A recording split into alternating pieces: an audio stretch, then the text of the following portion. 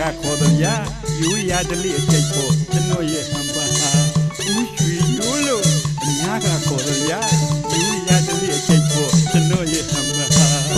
ဘာကျမလေးတော်မူပါတော်မူပါရှင်ကျမတော်မူပါအများကချစ်တဲ့တော်မူပါ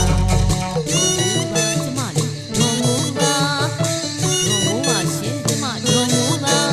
အများကချစ်တဲ့တော်မူပါမြမတလီယူရ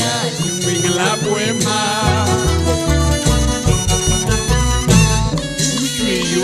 တော်မူပါမလားသာလာသာမြတ်